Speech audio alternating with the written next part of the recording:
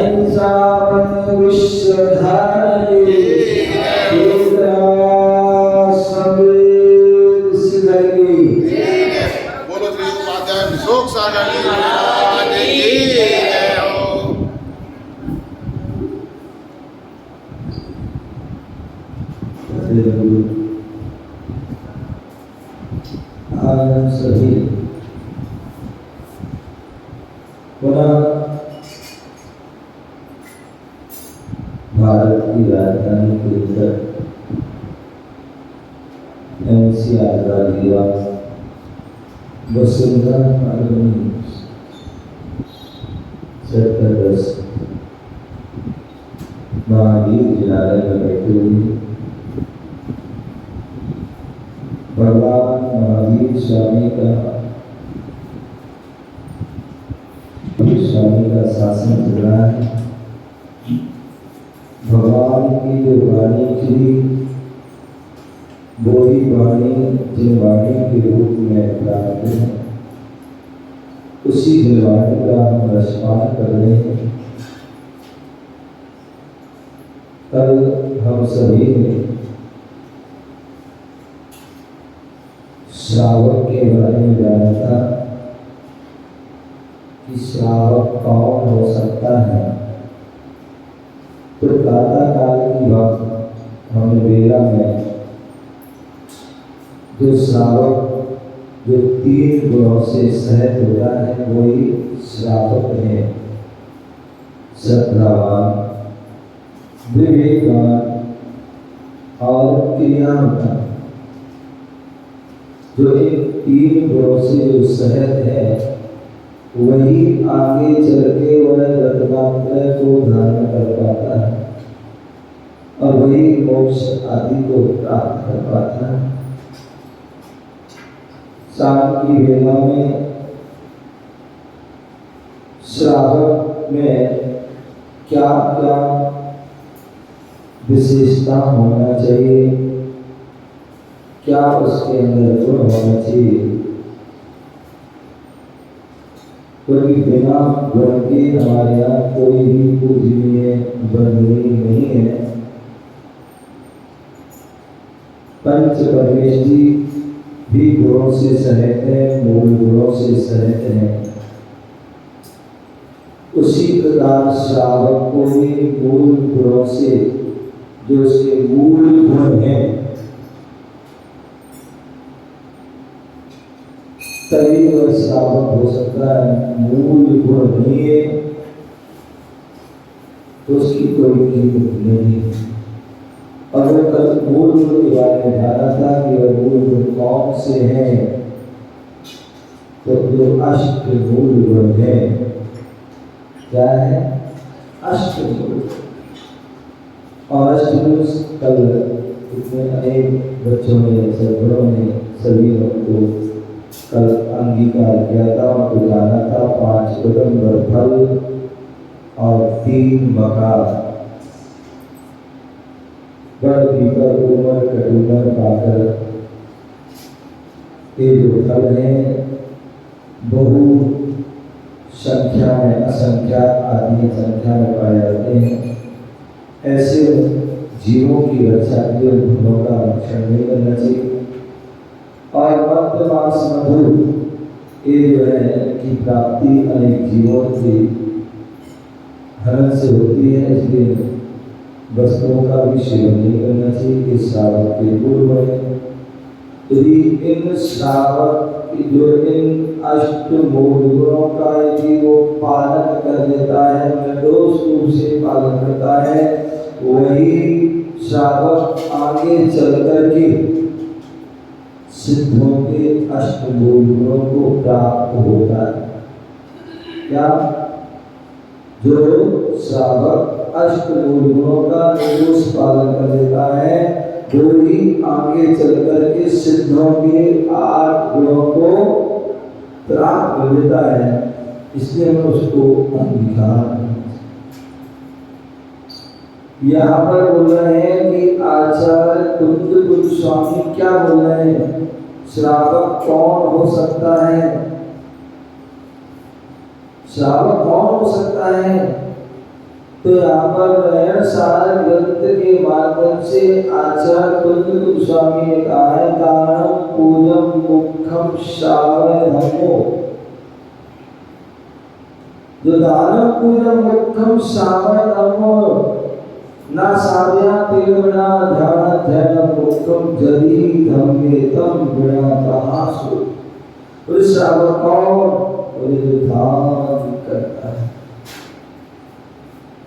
दान करता है, जो पूजा करता है, वो कौन है? श्रावक। एक दो धर्मों का पालन जरूर होना चाहिए। एक तो सबसे पहले दान और उसके बाद पूजा। आज हम देख रहे हैं इतने बड़े बड़े लोगों के मंदिर बने हुए हैं, इतने बड़े तीर्थ बने हुए हैं, संत निवास, यात्री निवास आदि बने हुए हैं, या साधुओं की निर्बाध रूप से उनकी आहार विहार आदि की चर्या चल रही है। तो उसमें वह श्रावक का जो है बहुत मुख्य योगदान करता है, क्योंकि श्रावक के बिना साधु अपनी चर्या का पालन नहीं कर पाएंगे, और श्रावक भी अपने साधु के जो है सानिध्य को प्राप्त किए बिना अपना कल्याण नहीं कर सकते। कहते हैं धर्म का जो है रथ है, धर्म का रथ है, और धर्म के रथ के 2 पहिए हैं। धर्म के रथ के 2 पहिए हैं। एक पहिया राज का है तो एक पहिया श्रावक का है। अब दोनों पहियों में से एक पहिया यदि खराब हो जाता है, पंचर आदि हो जाता है, क्रैश हो जाता है, तो ध्यान खजाना, वह गाड़ी, वह रथ वहीं रुक जाता है, वहीं रुक जाता है। इसलिए श्रावक और साधु जो है एक दूसरे के पूरक हैं, एक सिक्के के दो पहलू। सिक्के की कीमत का है जब उसके दोनों पहलू होंगे। दोनों में से एक पहलू खराब हो गया तो क्या होता है, तो उसकी कोई कीमत नहीं। आते थे सिक्का मोहर आदि कुछ आती थी और उसमें भी एक जब वो घिस जाए, क्या हो जाए, घिस जाए, खराब हो जाए तो क्या होता है, फिर वो बाजार में चलती नहीं है, उसकी कोई कीमत नहीं। वो बड़ी जितने भी, चाहे 1 का हो, चाहे 10 का हो, चाहे 100 का हो, चाहे 50 का हो, चाहे 1000 का हो, तो उसकी कोई कीमत नहीं है। उसी प्रकार धर्म जो विगत है उसमें श्रावक और मिलाद दोनों एक कार्य की। तो इसलिए यहाँ बोल रहे हैं कि दानव पूजन उत्तम साधन, श्रावक को गए दान और पूजा दोनों धर्म का पालन करते हैं, तभी वह श्रावक है, अन्यथा वो श्रावक। जब भी जिस समय भी हमें मौका मिलता है, हमें जो है वह दान पूजा अवश्य करना चाहिए। दान पूजा आचार्य भगवान कहते हैं कि जो व्यक्ति दान करता है उसकी यश और उसकी ख्याति जो है सारे लोक में फैलती है, उसका नाम सारे लोक में होता है। अब सोचिए, विचार कीजिए कि राजा श्रेयांश कब हुए होंगे, करोड़ों अरबों वर्ष पूर्व, क्योंकि वह तृतीय काल में हुई और पंचम काल चल रहा, कितना समय बीत गया। उस काल में राजा श्रेयांश हुए और उस समय जो है उन्होंने मुनिराज को आहार दान दिया था, तीर्थंकर ऋषभदेव को आहार दान दिया था, अक्षय तृतीया के दिन आहार दान दिया था। लेकिन आज भी उस राजा श्रेयांश को याद किया जाता है अक्षय तृतीया पर, और हर पंचकर्म आदि में जो है उनका वह जो है कर्म दिखाया जाता है कि ऐसे वह राजा श्रेयांश हुए, ऐसे उन्होंने जो है तीर्थंकर विराज को कहा। आज भी उनका नाम है। किस कारण से, किस कारण से? क्योंकि उन्होंने जो है विराज को आहार नाम दिया। बोले शास्त्र में किसी का नाम हो ना हो, लेकिन एक ज्वाले का नाम जरूर है। क्या? ज्वाले का नाम जरूर है। क्यों? क्यों? क्योंकि उस ज्वाला कोई ज्यादा पढ़ा लिखा नहीं था, कोई बहुत बड़ा विद्वान नहीं था, बहुत बड़ा ज्ञानी नहीं था, केवल उसको अंदर इतना विवेक था कि जो है वृक्ष के अंदर जो है वृक्ष की कोटर में कोई पुस्तक रखी थी। क्या? वृक्ष की कोटर में पुस्तक रखी थी। ये पुस्तक यहाँ रखी रहेगी तो खराब हो जाएगी, और उस पुस्तक की रक्षा के लिए उन्होंने उससे वहां से उठाया और क्या किया, रास्ते में घर की जा रहा था और एक पेड़ एक मुनिराज मिल जाते हैं और मुनिराज को दान कर देता है। उस उस शास्त्र की रक्षा से, उस राष्ट्र पर काम से क्या प्रभाव पड़ा? आगे चल करके वही वाला आगे के जन्मों में मान यानी आचार हुए। उन्होंने अनेक ग्रंथों का लेखन किसके काम?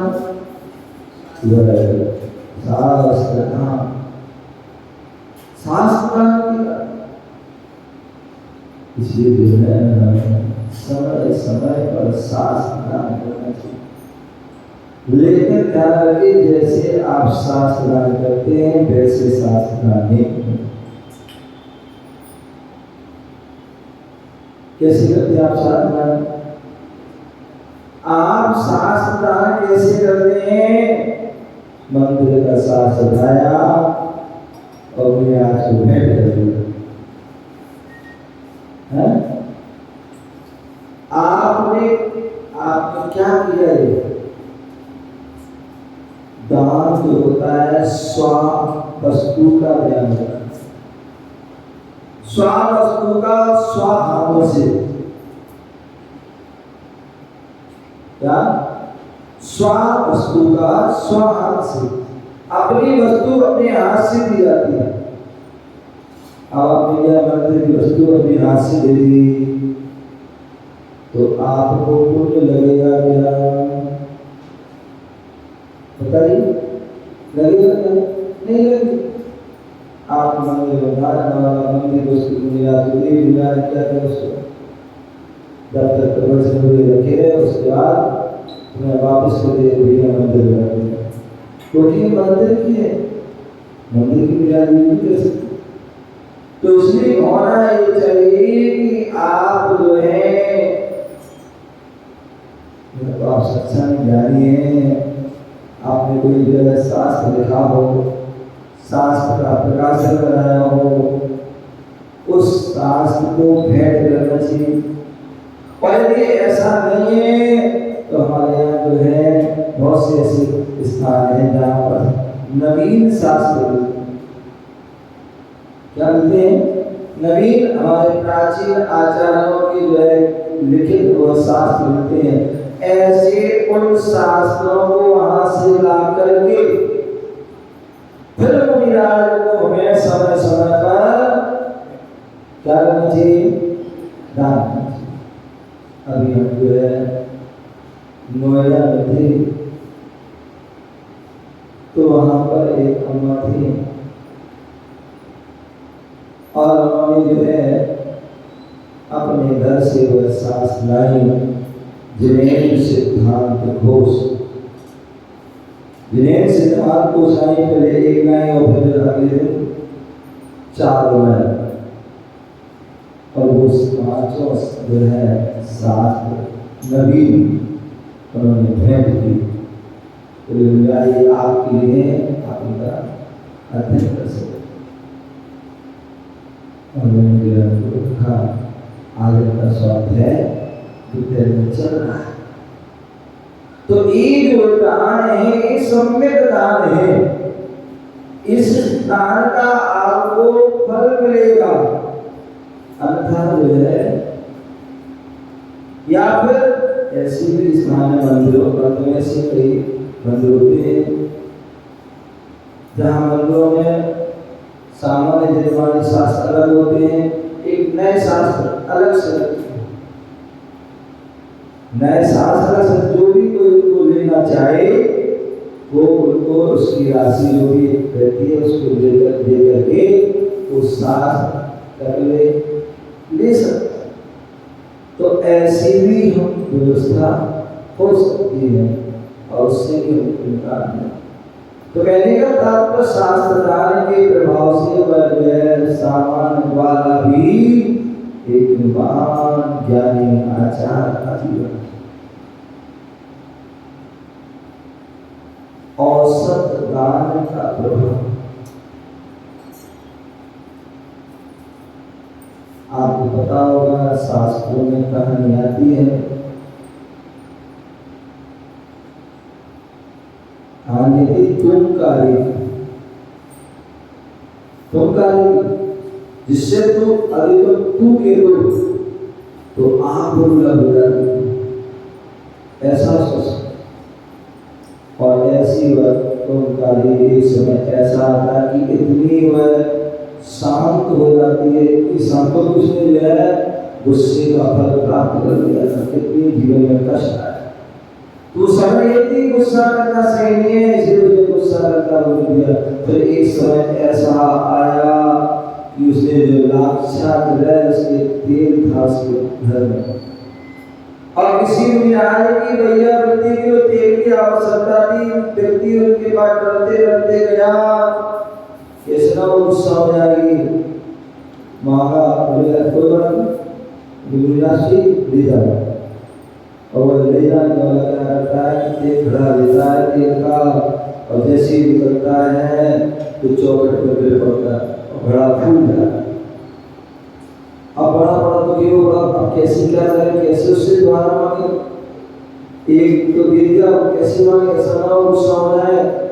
लेकिन फिर वह जाता है, फिर दूसरा घड़े की मांग करते फिर भी दे दिए, फिर फूट जाता है। 1 2 3 4 5 ऐसे कई घड़ा पूरे तो फिर भी उसने गुस्सा नहीं किया, अंत में घड़ा लेके जाता है। तब उससे पूछता है कि तुमने गुस्सा क्यों नहीं किया, मैंने गुस्से का फल मैंने भोग लिया, उससे सुख नहीं दुखी इसलिए गुस्सा करा। कहने का तात्पर्य उसने जो है उस औषधि ज्ञान से उसकी बहुत अच्छा प्रभाव। नारायण श्री कृष्ण द्वारकाधीश उनके बारे में उल्लेख है कि उनके नगर में मुनिराज का बहुत विशाल संघ आया, और उनके विशाल संघ जब आया तो उसमें किसी मुनिराज को कोई प्यादा खजूर की बाधा दी जाती थी। अब उन्होंने क्या किया, उन मुनिराज के रूप कैसे दूर हो, तो उन्होंने क्या किया, शुद्ध रीति से उन्होंने एक औषध के लड्डू बनवाए, औषध के लड्डू बनवाए, और सारे लड्डू जो है कहाँ बटवा दिए, घर घर में बटवा दिए, जहाँ पर जो है क्या दे, जो शुद्ध आहार बना हुआ।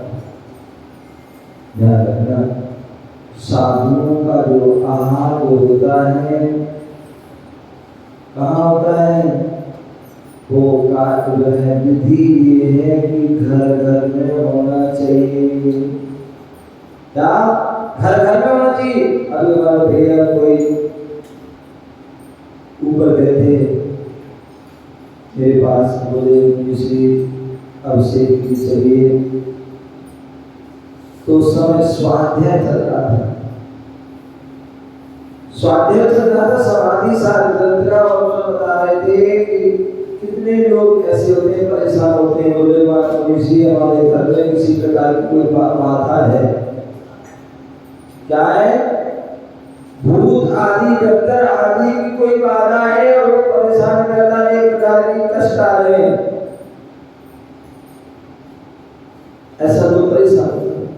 और जब व्यक्ति परेशान होता है तो वह दर की ठोकरों खाता है, दर की चौकटों पर जाता है, और वहां पर अनेक प्रकार के कार्य करता है।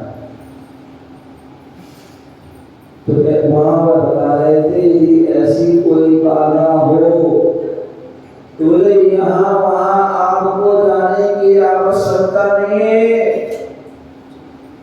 आप जो है अपने घर में महामंत्र नमोकार मंत्र का पाठ कीजिए, उसकी चाह कीजिए। यदि नमोकार मंत्र का पाठ आप करके श्रद्धा भक्ति से करते हैं तो निश्चित मानिए आपकी वह सारी विघ्न बाधा क्या हो जाएगी, कुछ ही दिनों में वह दूर हो जाएगी, कुछ ही दिनों में दूर हो जाएगी। इससे उस नमोकार मंत्र के लाभ से पाठ।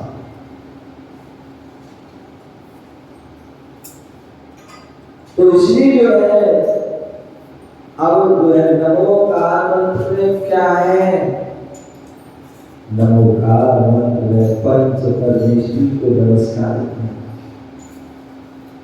यदि आपके घर में नमो पटकार मंत्र के जो पद रूप में जो विराजमान पंच परमेष्ठी, ऐसे उन पंच परमेष्ठी पंच गुरु के चरण यदि आपके घर में पड़ गए,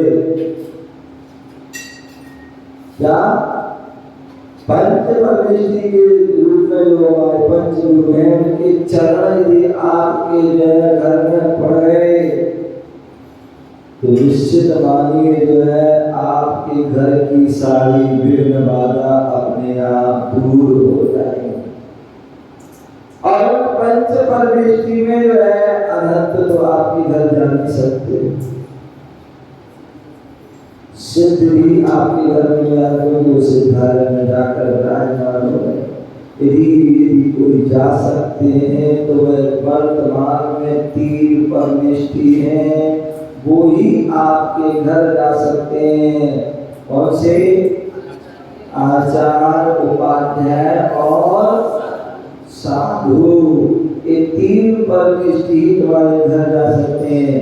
ध्यान रखिए, ये 3 परमेष्ठी आपके घर कब जाते हैं? तो शास्त्रों में हम देखेंगे कि जो साधु श्रावक के घर कब जाता है तो बोले उसका जो है उल्लेख है केवल 2 कारण से ही हो जाते हैं।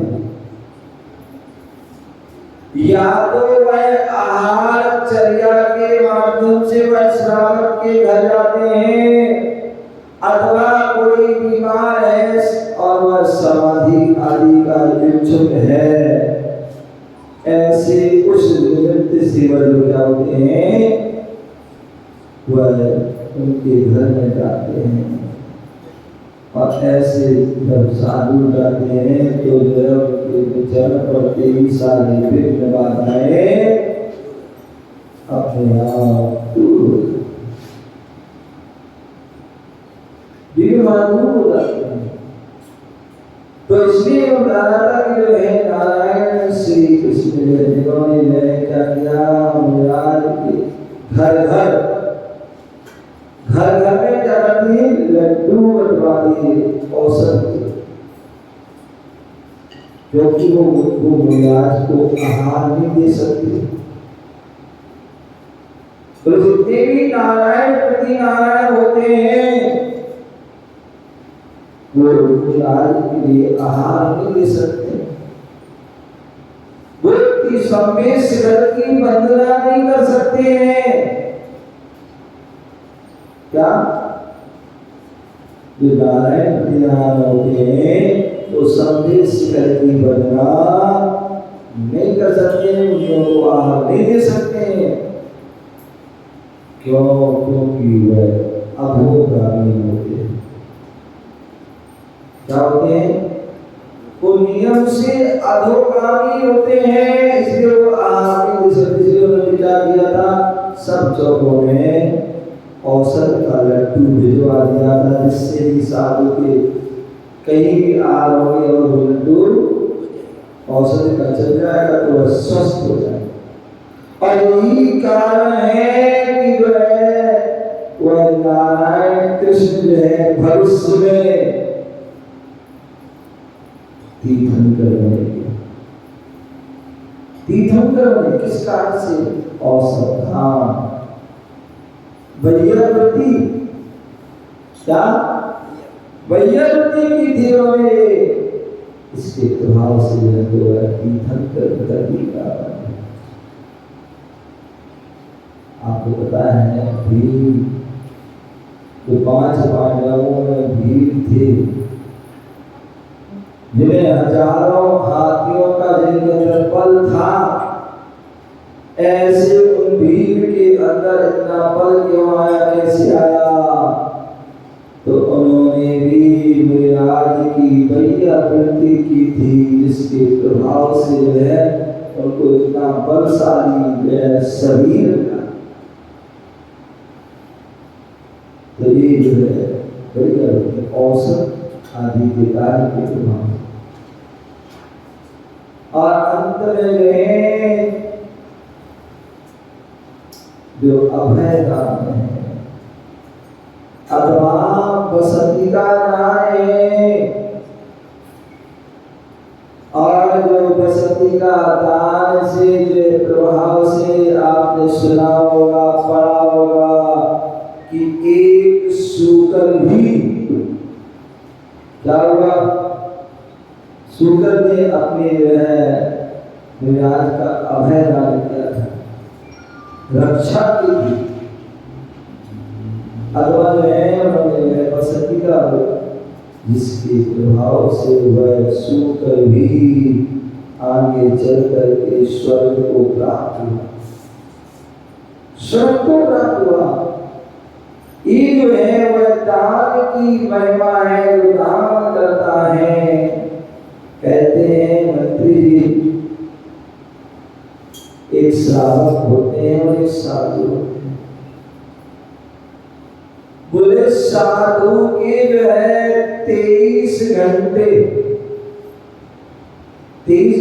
साधु के हाथ ऊपर होता है,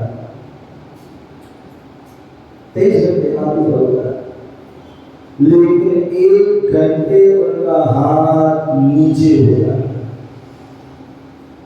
तुम्हारे 23 घंटे हाथ नीचे होते हैं, लेकिन 1 घंटे के लिए हाथ आपका ऊपर हो जाता है। जो देता है वो ऊपर हो जाता है और जो लेता है वो क्या है, ये दान की जो है महिमा है। आपने देखा आकाश ऊपर होता है, आकाश ऊपर होता है और समुद्र नीचे होता है। आकाश ऊपर होता है और समुद्र नीचे होता है। क्यों होता है? क्योंकि जो है आकाश हमेशा हमको देता रहता है। क्या करता है? आकाश हमें हमेशा पानी आदि देता रहता है, इसलिए वह ऊपर होता है।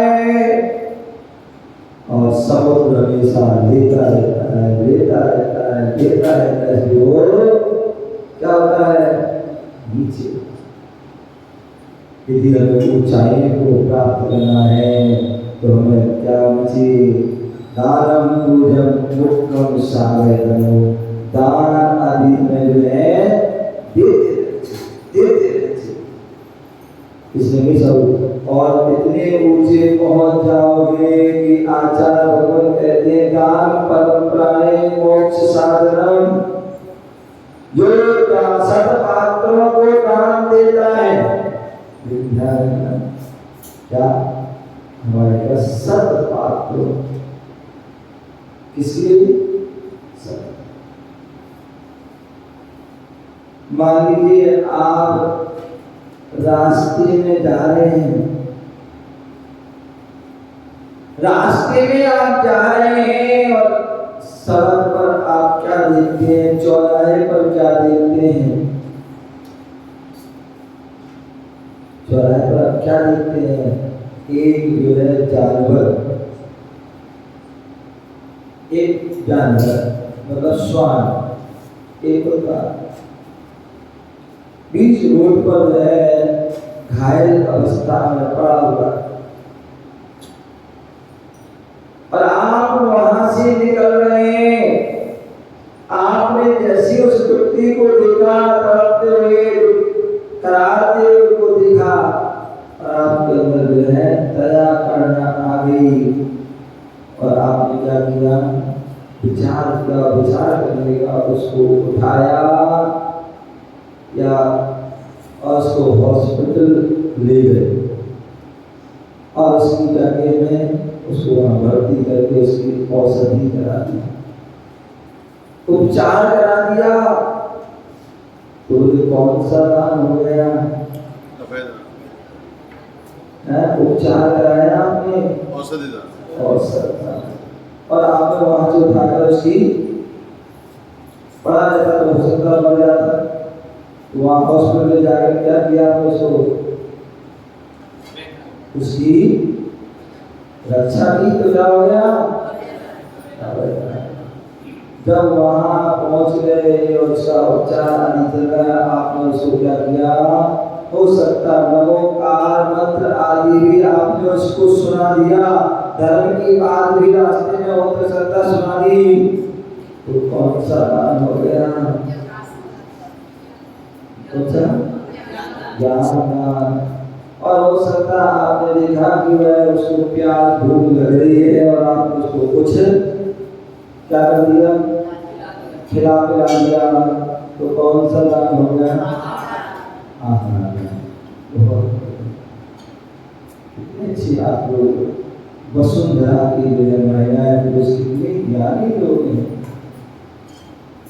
इससे ज्यादा ज्ञान तो कोई हो ही नहीं सकता। यहाँ हम पढ़ते हैं दान 4 प्रकार के, 4 शब्द को दीजिए, पढ़ते नहीं पढ़ते? आहार शास्त्र अभय आहारा, ये क्या पढ़ते हैं? पुनि आरिका श्रावक श्राविका, जो 4 प्रकार के दान हैं हमें किसको देना है? सत्पात्रों को देना, मुनि आरिका श्रावक श्राविका चतुर्विध संघ है उसको देना है। और आपने 4 दान किसको कर दिए? स्वास्थ्य को। वो कौन सा पाठ है? कौन सा पाठ है? कोई सत्पाठ है क्या? बोले हमारे सत्पाठ में मुनि आरिका श्रावक श्राविका प्रथम उत्तम पाठ तो मिलाए हैं, मध्यम पाठ आरिका एक चुल्लक वृत्ति श्रावक है, और जघन्य पाठ कौन है? सम्यक दृष्टि श्रावक ये है, इनको होता देते तो वो सम्यक दान, वो सम्यक दान। और ऐसा दान ही है ध्यान परंपराए मोक्ष साधन, तो ऐसा वह हमें दान जो है श्रावक को करना चाहिए। और जहाँ हम दान करते हैं तो उसके बाद का हमें पूजा भी पूजा करो और पूज्य बनो। यदि हम आचार्य पूज्य का स्वामी ने ये पूजा क्या है? पूजेषु गुणानुराग भक्ति, जो पूज्य पुरुष है हमारे परम पूज्य पुरुष है पंचफल उनके गुणों में अनुराग करना ही भक्ति है, वही पूजा है, कोई अच्छा। तो ऐसे वह पंचपरमेष्टि की भक्ति करना, पूजा करना, अष्टधर्म से उनकी आराधना करना, प्रातः काल, मध्याह्न काल, सायंकाल तीनों वेला में करना, इस श्रावक का दान पूजन मुख्य श्रावक है। इस व्रत का पालन करें और इसका पालन करते हैं तभी जो है सच्चे श्रावक हैं, अन्यथा सच्चे श्रावक नहीं हो सकते हैं। अपने श्रावक धर्म का पालन करके हम परंपरा से मुक्ति को प्राप्त करके जीवन को श्रेष्ठ बनाएं, इसी भावना से जय गुरु महावीर भगवान की